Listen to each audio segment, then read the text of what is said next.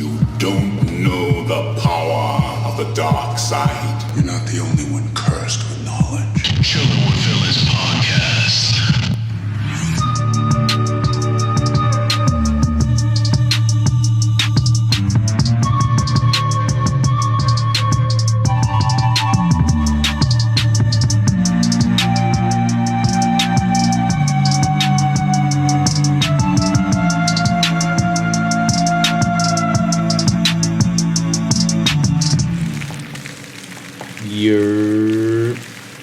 What's good, everyone? We're having a very different kind of show today because it is just me and a special guest, which is very weird that I record on my own with somebody, but I am here fresh from my 4DX seat with none other than my best friend Joe, aka Mr. Freeze, joined today.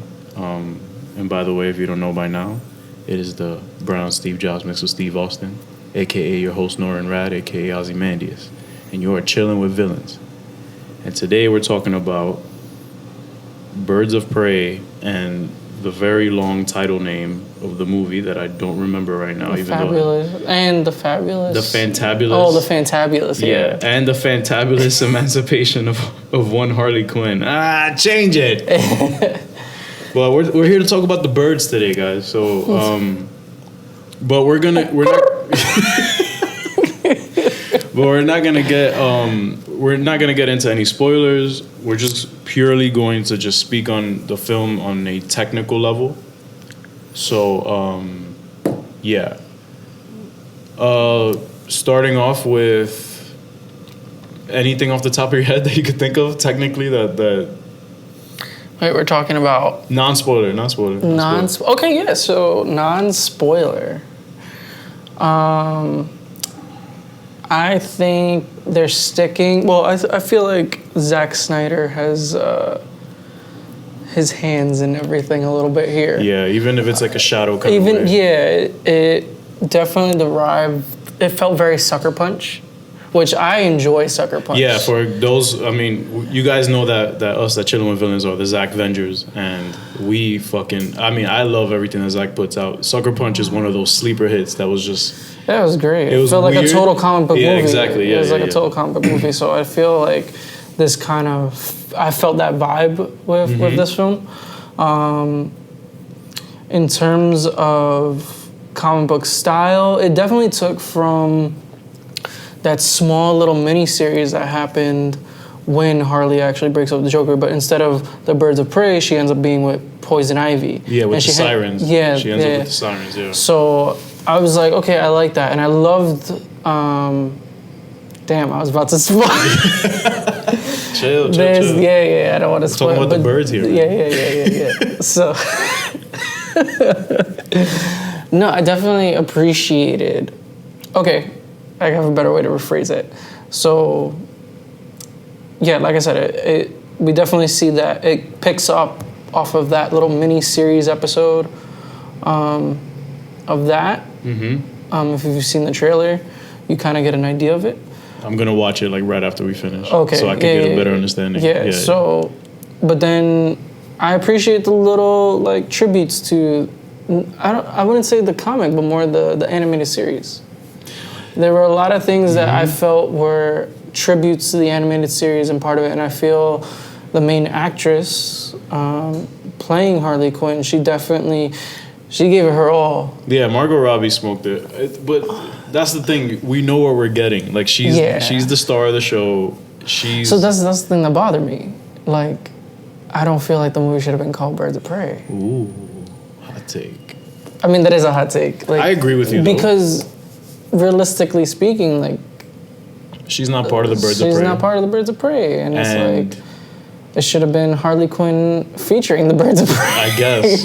But it's interesting on a technical level, which is what we're speaking on here. In terms of character arcs, you convinced me in the theater, in the seat. You were like, actually, if you think about it, it's more of an identity film where she finds herself. Yeah, we have a female character who is having an identity crisis, basically, and it just so happens to be Harley Quinn. Exactly, and you also like to highlight the parts of the film where it is expressed where her talents are in terms of 100%, psychology. yeah, So, I loved like the little tributes to her both before she was Harley Quinn. yeah, You know, being Dr. Harleen Quinzel. Like, I Yeah. loved that they highlighted that a little bit and gave some appreciation to that and showed that even in the character throughout the movie.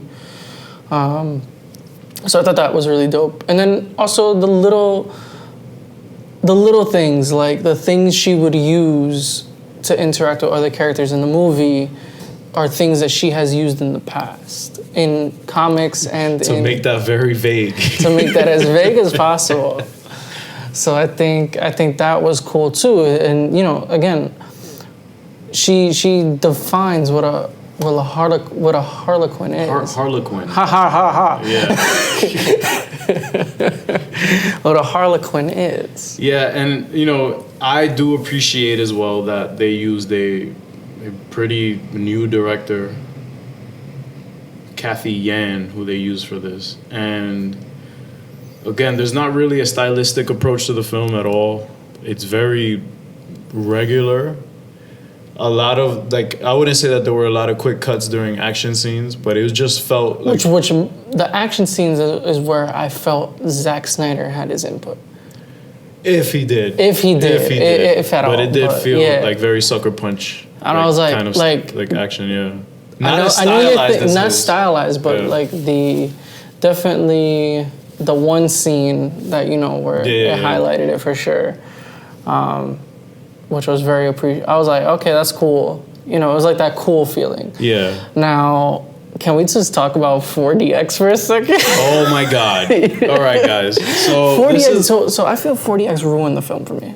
Yeah, I think so too. So one, I wasn't comfortable in the seat. Nope. The seat. I mean, granted, it's super new. Yeah. So it only started back in 2014, I think. Yeah, but like that theater itself, Oh, the that's theater it, we were okay. in, like them seats felt like they were just built out the box. Yeah. Super uncomfortable. Very. And then not only that, like they gave no give. So like, you know how like if you're sitting in like, well, obviously we're a little spoiled with where we're at when we get the recliners. Yeah. But let's take the theater that we use, the IMAX. Yeah. Those, they kind of give a little. Like you can adjust in the seat a little bit. Very little though. Yeah, very little. Like these seats were just stiff. Yeah, they were just stiff And as then hell. Yeah. I didn't really appreciate the whole like following the camera movement with my seat. That more took me away, took me out of the film. distracted you. It took me Yeah. out of the film, and I didn't like that. Like, I mean, yeah, if I wanted to do like a behind the scenes or like a what's it like being in the director's chair, Yeah. then 4DX has its place. But I don't know. I just didn't like that aspect of it. I just think that 4DX also works better with VR. That's a better... 100%. So the opening Regal cinematic, it was cool. Yeah, that was cool. Yeah. Wow, we just name dropped, but whatever. Yeah, it was Regal, 4DX, whatever. Well, I mean, 4DX is only owned by Regal, isn't it? I don't know anything. Oh, all right. But you're right. It did take me out a couple times. Like there were a couple times during the action, I'm like, okay, I get it. I get the fog. I get the splash of water. Like that was fine though. That was fine. It was just uncomfortable to sit through all that. Yeah. Especially since I have a hernia. Yeah, that's the still thing, guys. Still has physical issues. Yeah, but Plagued. it was just parts of it that I just feel like, yeah, Zack Snyder's influence was felt with the action and all that. There were some other things that I felt they took from. Oh, Deadpool for sure. Oh. So I feel like all right, I hate when people say no disrespect or Dude. no offense. Like prepare to be offended. Nah, you're prepare about to be smoke 'em. So no, but this is more credibility in like again, it's DC experiencing what Marvel first experienced, right? Marvel didn't start off with a film studio of their own. DC is not doing a film studio of their own. Mm-hmm. So I feel like a lot of the films are just trying to find their footing. DC is having an identity crisis right now. Right. So like they're trying to find their footing on what works, and you know, it almost feels like from even a lifestyle standpoint, that now films and certain things just there's a little bit of lack of innovation. Like I get it, like you're inspired by another thing, or like if that works, like let's follow that. Yeah. But like give it your own twist. Like I don't want to feel like I'm like watching a Deadpool film. Like I get breaking the fourth wall and all that. Like it can work. Like House of Cards, it works. Yes. But I'm not too used to a Harley Quinn comic where she talks back to the audience. I'm used to her talking to herself.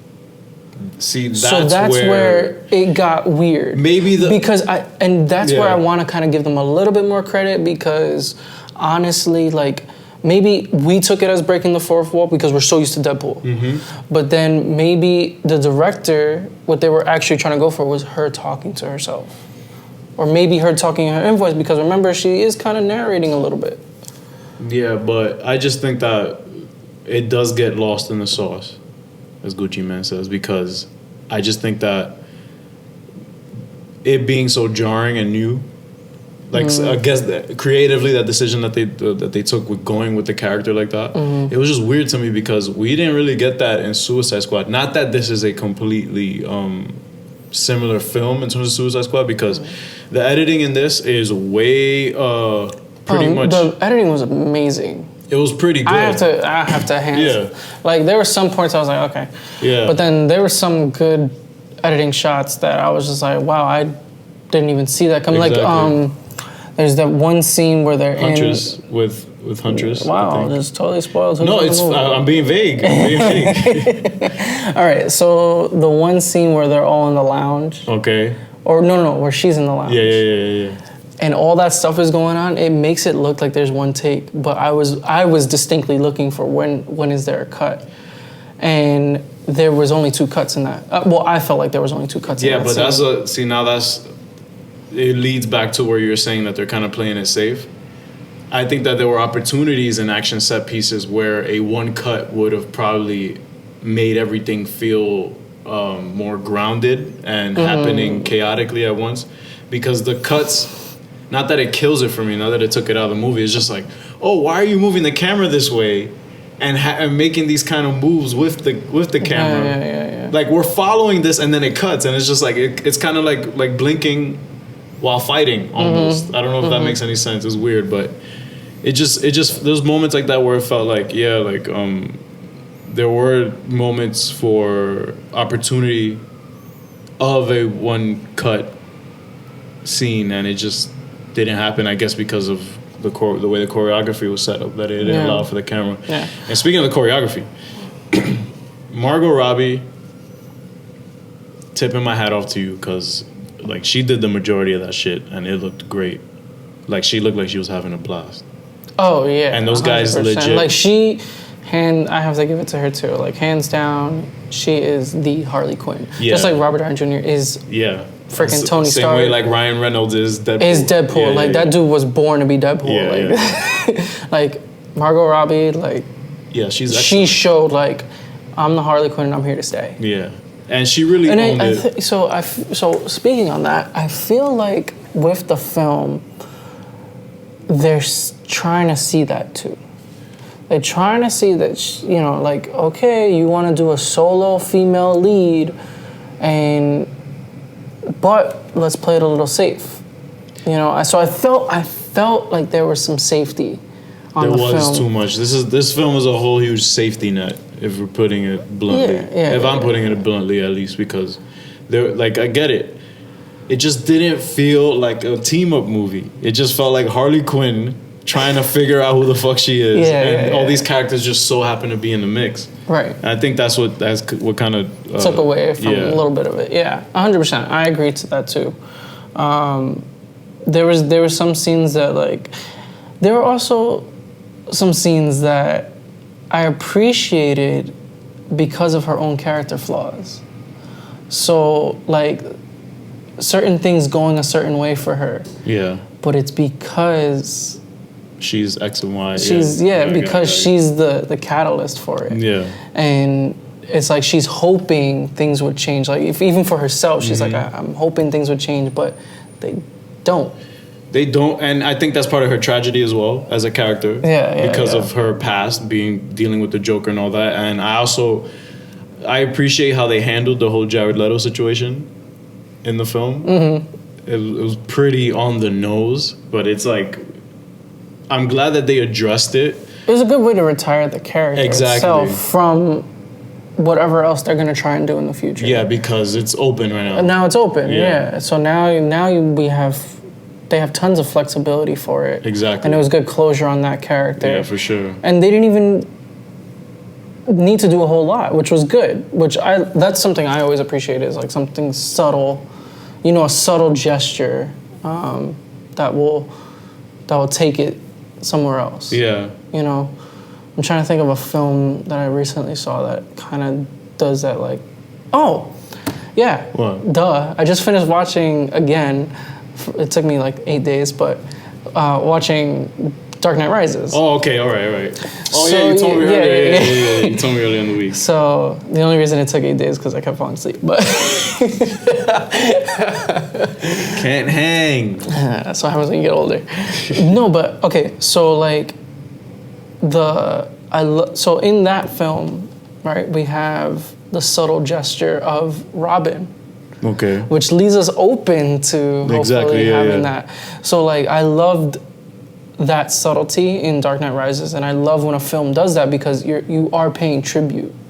You know, so like when Robin actually goes to get the bag under Bruce's will, and they're she's like, oh, why don't you use your first name? Yeah, Robin. he's like, oh, let me try my actual name or my full name, and she's like, oh, I like that so much better, Robin. And then everyone just gets mind blown. So in this film, I wouldn't say the mind blowing was there, but definitely tributes to the Joker and things like that. And also, I like that it kind of took us around Gotham a little bit more. And showed us parts of Gotham that I didn't even know was and like shout that. out to knowing that Gotham is a mix of New York and Chicago because bacon, egg, and cheese. Yeah, for real. For real. So that part bothered me. That bothered me a lot because it made it all about the food. Yeah, and I you was guys just don't like, know what we're talking about, but we're talking about breakfast. Yeah. Like I felt that scene just went on for too long. Yeah, that was a little bit too and much I was of a trying drag. to like jog in my mind, like, okay, have I read a Harley Quinn comic that introduces things like that? And I can't say I have, but maybe there's new stuff out there because I haven't kept up in a while. So, but yeah, I was just like, I was so thrown off by certain things but you know what? At the end of the day, my take on the film, I give it, like if I was to rate it, right, I'd probably be more generous than you think. I'm probably going with like a 7. But that's because I thoroughly enjoyed what they were trying to do. I appreciated the main, obviously the main character. Yeah.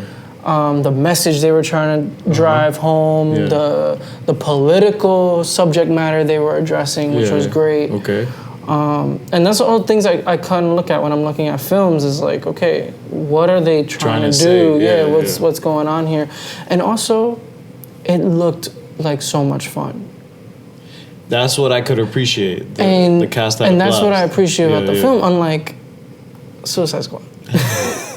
I felt like Suicide Squad had an opportunity to be a lot of fun, and I'm sure for certain characters it was. But when I saw it, I was just like, it was a mess. Yeah, it felt like Suicide committed its own suicide. Yeah, and what really sticks out about this movie is that it's not trying to be Suicide Squad 2. That's something I was afraid of when I saw the trailer. Unlike you, I watch trailers. We got another lost one, guys. But yeah, I was scared that it was gonna try and be Suicide Squad. So I came in with no expectations of thinking like, here we go, another Suicide Squad. I'm gonna be watching a music video. Yeah, and I'm glad that it was basically Suicide Squad narration in terms of getting introduced to characters and stuff, and fill-ins. Like for example, a fill-in in a shot or during a scene is basically two characters are talking about something, and it cuts to that. To the subject that they're speaking about. Yeah. So you get a lot of that in this film. Or how about? Fill in. Or how about? You know what I also appreciated was that I felt. What's her name? Margot. I'm Margot terrible Robbie. with Margot Robbie. names. Never taking you to red carpet. But we're gonna end up there. So. Yeah, I know we are. Well, yeah, Margot Robbie. Okay, so I felt Margot Robbie. She's the executive producer, right? She helped produce this film. I'm pretty sure she did because that's what it said when. Look at IMDb right now. Yeah, I'm looking at it right now. All cast and crew, producers. Yes, Margot Robbie. Okay. She's a producer. Awesome. So, but I guess in general, even as the lead actress. Wow, David Ayer is actually an executive producer. He did Suicide Squad, so I'm surprised they let him back in the kitchen with that. So so here's something that I noticed in the film, and I felt like maybe it was. As lead actress, I feel like you have some pull, for sure. As the lead actor or main character, the star of the show, you have some pull that you can suggest. Depends on how hands-on you want to be. And I felt like with Margot Robbie, that one scene where she says, "Oh, I know that," I felt like that was her way of, obviously this is. Sort of like her solo film, sort of, obviously, Birds of Prey. So, but I felt like it was her thank you, or like her again, that little subtle hat tip to, you got me started, and we're here because of the previous movie. Yes, there's a lot of Easter eggs in this. Obviously, we're not going to get into now. You could check back on Sunday if you want the spoiler cast, but yeah, the spoiler cast, as we call it. But I just feel like there was so much potential here for it to be Harley Quinn's breakout film. Suicide Squad kind of solidified her place in the DC EU, whatever you want to call it. It's just here, I just feel like there are certain decisions that they made with the script that kind of held that back in a sense. And I can't get into it without getting into spoilers, but it's just I feel like it just felt a little bit hollow. It didn't pack the full punch. Mm-hmm. Yeah. Because I definitely felt that too. Yeah, because I feel like a lot of things were a little bit rushed per se, like how she feels about something, like how all of a sudden it's just like, oh, okay, I guess this is a thing now. Like, and again, I get movies do that for the sake of time, for the sake of moving things along, where things just sort of happen because they have to. And when it comes to character arcs as well with the supporting cast, that's what I gotta say about it. But we're talking about the birds here, so I'm gonna talk about all of them.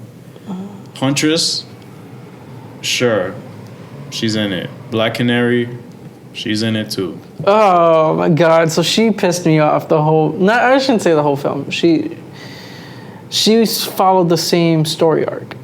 Like there was nothing really changed about her. You feel? Yeah. So I felt like with. You know what? I'm gonna change.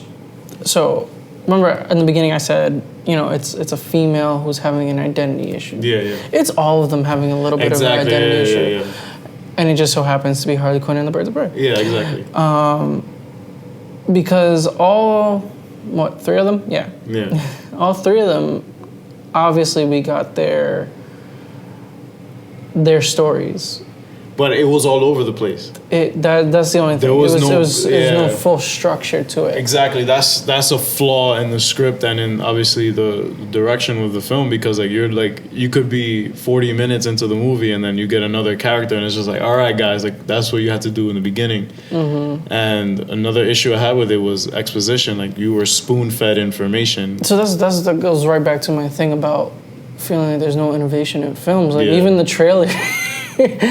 So we talked I mentioned to you the trailer for Fast 9. I was just like, all right, guys, we're not here. We're not here for that. No, but I'm just saying it was so predictable to me. Yeah. So then when we got into the film and there was some I don't mind a little exposition.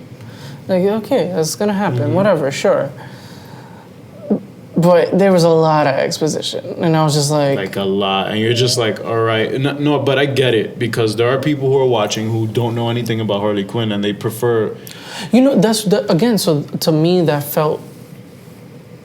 I don't want to say that was a safety play, but it kind of is because you're making sure your audience understands who is Harley Quinn. It was like a quick, super thing, obviously in the opening, and that I liked it, and I get it. I get what they were trying to do for their audience. Yeah. But then I also feel it's a safety play because you're not letting the story itself explain. Exactly. It's supposed to be like, again, you know me, exposition through action. Like, show me like how she be. Like, I get it. You're showing me with cool dialogue and all this stuff and beats, but when it comes to introducing new characters, don't like give me a plate of all their information and just go, all right, we're going with the veggies first. Then the protein, and here's your starch. Like I need, like, again, I feel like that's just didn't do it for me, especially like how it was without the structure and all that. It just kind of like downplayed the importance of everybody's role and the whole climax of the film and all that. And I'm just like, like it's just I'm disappointed because I was actually rooting for this to be way better than it was. Like, I understand, yeah. Like I said, that's why I gave it like a higher score than I initially thought I was going to. I'm still thinking about my score for it. Because I don't want to be too harsh and I also don't want to be... Well, that's why I chose a 7. Because I was like, I don't want to be too harsh because it's almost like it wasn't the film's fault. Almost. Wow, you are caping hard, man. You're making it difficult for me. But it's true because, remember, so to me, I'm just taking into consideration the fact that DC has no studio. So I'm just like, I gotta kind of cut some slack, unlike I did with Aquaman. Like, I tore that to shreds. Yeah, we did. Yeah, we did. But you know what was bothering me about Aquaman is not even the story. Right.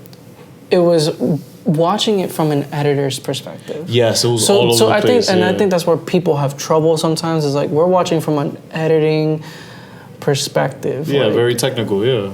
So it's just like, you know, what you see in a film, I don't see. Yeah, I got you. Like I obviously I see it. Yeah. But I'm looking at the cuts. I'm looking at the colors, Exactly. and that's why in the movie I even showed you with Black Canary and her space. I was like, wow, look at the colors. I said, the colors are matching her to her environment. Exactly. Pretty cool. Like, again, we're not saying this is masterful work on a technical level. It's just, it's good that enough care and attention was put into the film, into making certain characters' environments stand out and all that, especially with Harley's. Everything that she did, everything was mixed colors. Yeah. It was really good, and then same with Renee Montoya. But subtly mixed. Exactly. And same with Cassandra Cain, like the little girl. So I meant to tell you that during the film was like when we see her and Black Canary interact in that one scene, you see the dual tone. Exactly. And I was like, that's dope. Because you're showing literally through color two different characters of different environments. See, that I could but appreciate. Being in the same scene. So I thought that was really cool. I like that. And also which I started paying more attention to because of David Fincher in I was watching a thing about his colors and what he does with them. Yes. And that's why I spotted it. Yeah. And it was cool because he does that in Fight Club. Yes. Gone Girl. Does that in Gone Girl. But very subtle. Sometimes it's subtle. Well, yeah, I would say subtle, but the scene where, Jesus Christ, Ben Affleck. Okay. When Ben Affleck is talking on the podium. Yeah. And like if you ever look at that scene, like broken down, right. It's really cool because everyone is orange and teal. All right. He's blue. And even the parents are orange and they're close together. Like they're like in film we call it blocking. Right? Yeah. Where you have certain characters in and then certain characters out of frame or off to the side of the frame. So you have Ben Affleck right smack almost like center and camera left, and then you have the parents standing over on camera right, but in orange and together and tight, but in the background a little bit behind him because he's obviously on the podium talking, but he's blue, showing that he's separated, he's by himself, he's in his own world. Which I was like, you know, as I start breaking stuff like that down, I'm like, damn, this was cool, and that's why, like, I appreciate that. That's one thing I would say. That's why I gave it a higher score because again, from the technical aspect of watching it with colors, with the music choices I loved. The music choices weren't as I didn't blatant and cringy as in Suicide Squad. Yeah, definitely. And also, what I appreciated about this was like they didn't choose necessarily current songs. Yeah, they chose which a lot of songs, films, which a lot of films like, or even TV shows just pick song or get correlated with songs that are like out now, and I'm just like, current, and I'm just like, And also, they weren't just older songs; they were also covers of songs, like and they were darker all, covers and, of songs. And you know, all the songs were female. Yeah, no, yeah, that's a I think basic. Barracuda. Yeah, Barracuda. That was Barracuda. I know. Yeah. Wow, spoiler. That's just a song. Barracuda. Damn, what's the name? I want to say Cotton Eye Joe, but I know that's so wrong. Cotton Eye Joe? No, I know it's not Cotton Eye Joe. I know. No. Cotton Eye Joe. No, it's Black Betty. Oh, Black Betty. Okay. Yeah, Black Betty. And I loved. So again, that to me, I was like, it's truly a female film. It really is full through. Like, I'm not taking any of that away from it. It's just I guess you could call me a feminist. I guess, like, from I guess my political views. But definitely appreciated that. Like, this was obviously, yes, it did lack a little bit of a punch that I was looking for. But in terms of the female action, female interaction, facing armies of men, basically. It was pretty meta. It was very meta. But like, and literally like, some of it, like, you can obviously expect was a straight kick to the balls, like, and I was like, yes. Yeah. Some of it was very, like, especially in scenes that Margot Robbie shared with Ewan McGregor, who plays Black Roman Sionis. Okay. In the film. Because I know nobody. Black Mask. Yeah, I really liked Roman's outlandishness. I liked how he really came out of his shell there. I'm not expecting a performance like that from him. Also, the actor. Yeah, the actor. Yeah. Like, I'm not used to him being in a role like that. And also, I don't appreciate how there was not a single hello there or a high ground joke from him as Obi-Wan. Super let down. It loses points for that. I don't care what you say. Also, all right, yeah. Can we talk about him for a second? Yeah. Let's talk about him. Very vaguely. I was so annoyed with him. I was annoyed with him too, but I appreciated how outlandish and over the top he was. Right. I feel like the role wouldn't be the same if he would have just been not flat about it, but if he would have been more serious. I feel like it would have been because it would have taken from the film overall, because the film is a fun film. Exactly. So you can't just have this sudden dry character. Although we know Black Mask to be bipolar. Yep. And in this film, I felt he was just more emotional. But his playing character was very over the top, very theatrical, very dramatic, very... And that I can, like, you explained that to me, and I was like, okay, yeah, I can see that, and I guess that's but that's the fun thing about, I think that's the beauty of films, and being a filmmaker, is that you can take any story and flip it how you want, and it's just telling a story in a different perspective. Exactly. Which I can't. That's why I can't hate it. Yeah, I don't hate it per se. It was just like, I understand why he I don't know, you was kind of getting tight while No. Until I explained some things to you. No, there was a lot of times where I face palmed and all that, but like, again, I'm just being hard on this because I wanted it to, I knew that there was something in this film with all the ingredients that it had in it to be like better. Like, this was like, Like, especially with a villain like that, because Black Mask is really dope to me in Batman's Rogues Gallery. It's just weird for him to be included in the mix here. And I understand why they chose him. I understand why he works for this here and stuff. It just didn't feel big picture enough for me. Like, oh, I get why they went with Black Mask. Not, it's just conveniently he just so happens to be in the neighborhood. You know what I'm saying? Mm-hmm. That's what it felt like a little bit. Yeah, but I'm seeing it again tomorrow, so maybe my opinion might change. Yeah, I wanted a little bit more of. I wanted a little bit more of him, in terms of like seeing him being more of a challenge to the main character. Exactly. Like, it didn't feel like a he challenge. He didn't feel like it just the felt like biggest something in the way. Like, right, he wasn't the biggest protagonist. No, sorry, antagonist. Jesus Christ. He was a protagonist with that style, though. How we got a GQ Black Mask, bro? That's crazy. Like, DC just loves pushing like the most stylish They're villains. fashionable. For real. Like, you got Alfred, who's GQ Alfred. You remember GQ Alfred from BVS, bro? He was fly. Yeah, He dude. was That for like when I saw the trailer, I was like, "Is that Robert Downey Jr.?" With glasses on? Dyed No, his that's hair. Jeremy Irons. Shout out to Jeremy Irons. But no, yeah, they have even freaking in Aquaman. They were pretty. No, yeah, they're fly. Stylish, Yeah, yeah. DC has Except a for very. the Power Ranger costumes, but we're not gonna get into that. We're not gonna get into that. But DC is, I guess. So here's my question, What's up? which I'm having a trouble time seeing him.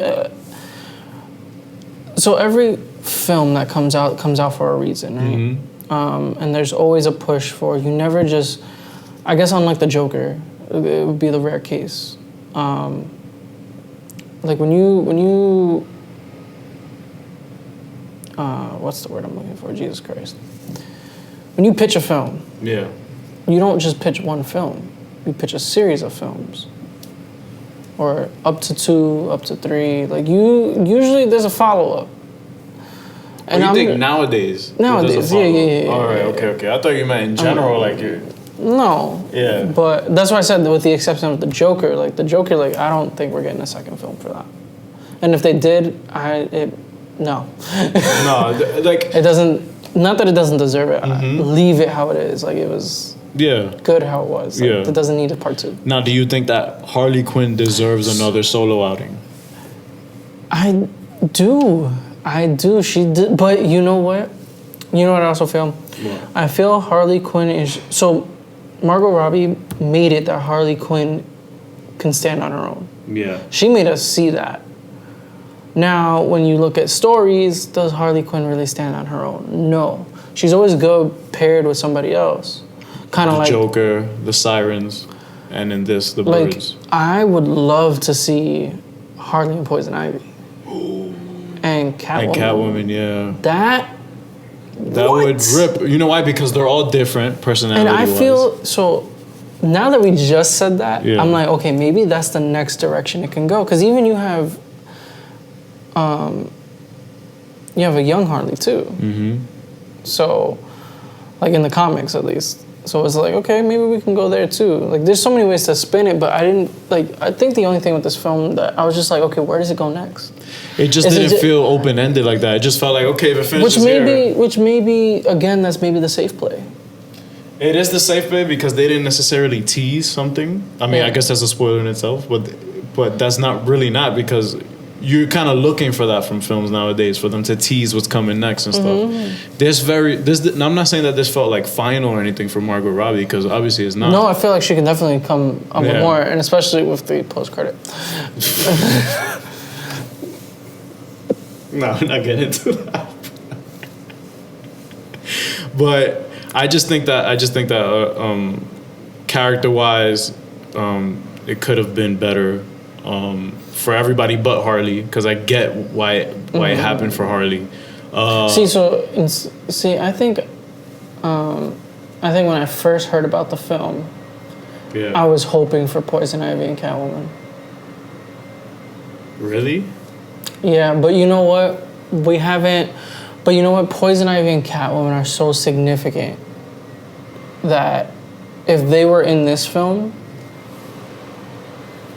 it would have been a letdown to them because they have both of them have big story arches, big interactions with the Batman, big interactions within their own personal stories. Exactly. It's like, all right, well, I need a whole 90 minutes just to show the just rise. to express the characters there and stuff. It's just, again, guys, like, it's, if you're going into this film expecting one thing, you're gonna be proven wrong, whether it's a good or bad thing. And I'm being very vague about it because I want everybody to know that I'm being fair. And, well, you know, if you want a girls' night out, this is a perfect movie to see. You're gonna have a blast. You really will have a blast. No, but it did have its fun moments. I'm glad. I'm always gonna express my love for it even happening first. Like, I'm glad we live in a century where, like, a Harley Quinn movie came out, with me and my boy saw it. Like, I'm glad this is a thing. I just hope that they get either better or more creative. Yeah, that's definitely the hope. Because I want, you know where I feel we're spoiled by? What? I feel Christopher Nolan screwed us all. In terms on the DC side of things.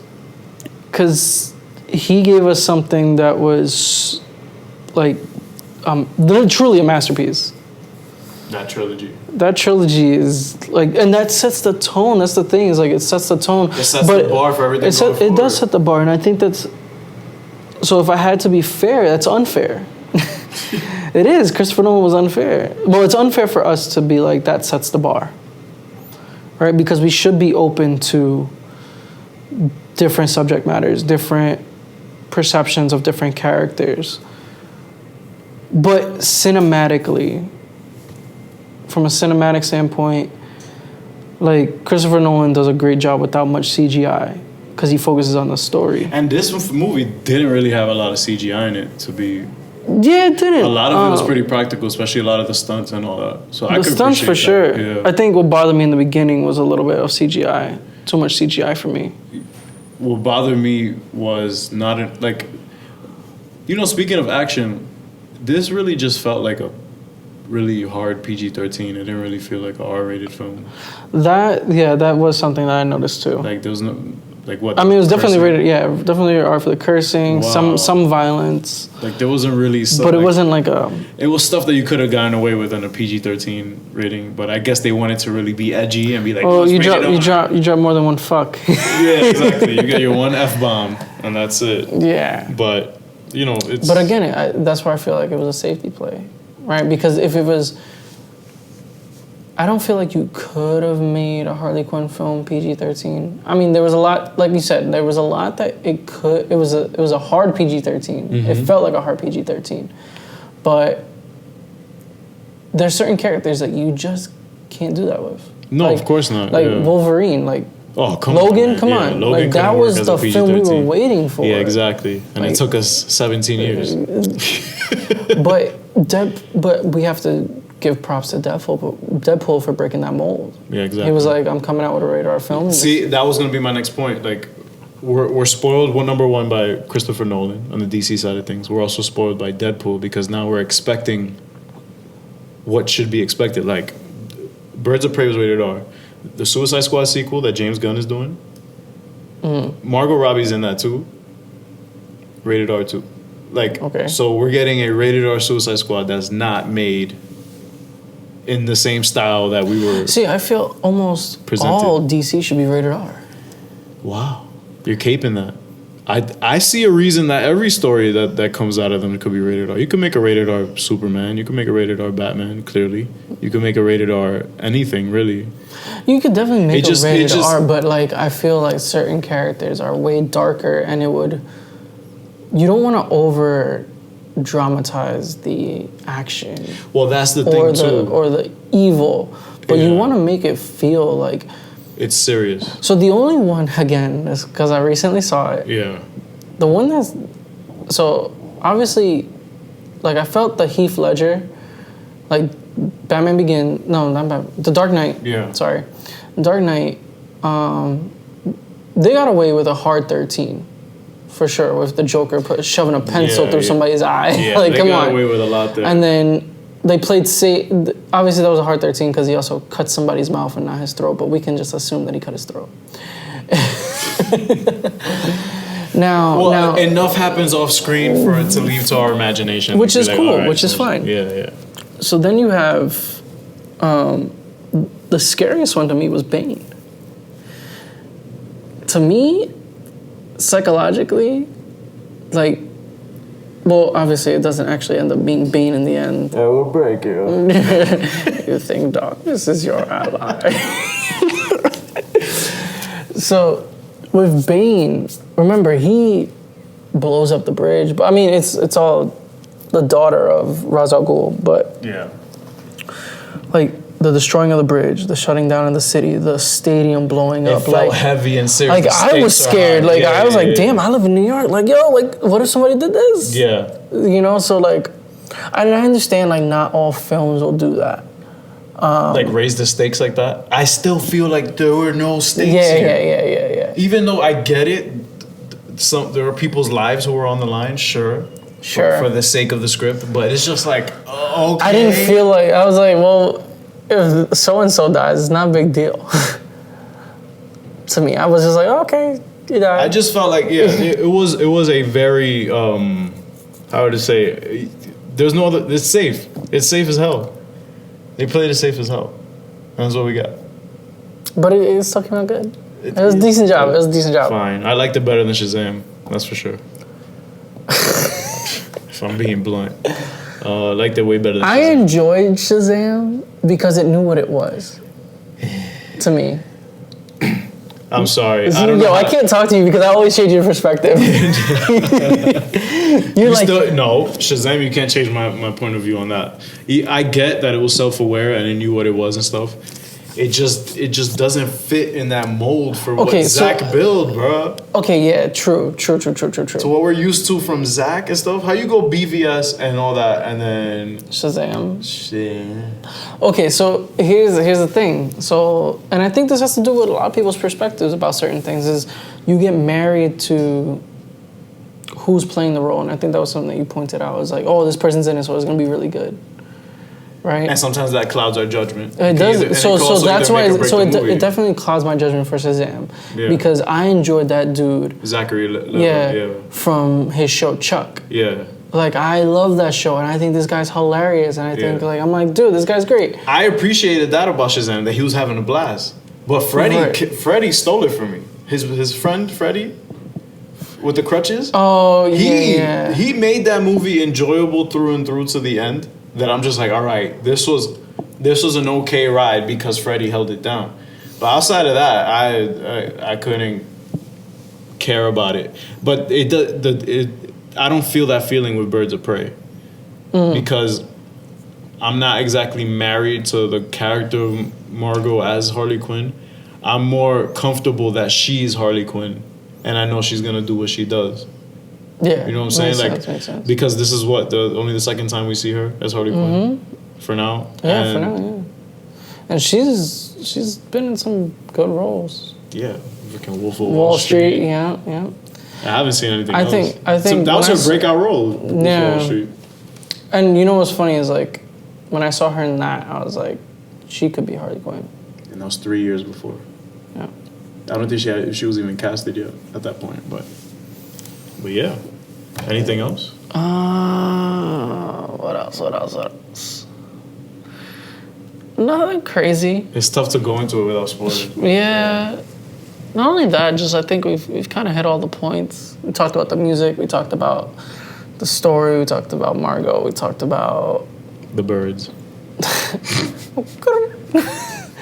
the birds.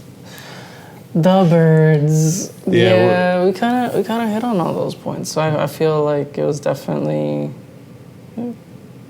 I don't think this. We even talked about 40X. Yeah, we spoke about 40X very briefly though. We were straight to the point with it. Like that's it. It's great for kids. Yeah. It's great for kids. Yeah, your kids will have a blast watching Birds of Prey in 40X. I wouldn't take my kids. Yeah, I wouldn't take my kids to see that, even though we don't have kids. Yeah, right. I was gonna say, spoiler, don't have kids. But yeah, I guess that's it. Guys, thanks for listening, and be on the lookout for part part 2 of this Harley Quinn. I mean, this Birds of Prey featuring Harley Quinn breakdown, which is basically what the movie should have been called: Birds of Prey featuring Harley Quinn, or Harley Quinn featuring Birds of Prey. See, to me, it's more of a Harley Quinn movie. Yeah. And I think that's what missed the punch, is that I think everyone's going in expecting it to be a Harley Quinn movie, but the title says Birds of Prey. It's so confusing. I'm suing for false advertising. I have nothing to do with this. So when you get when you get sued, bro, like, I'll die. All right, guys, thanks for listening, and really appreciate the next time you order a bacon, egg, and cheese.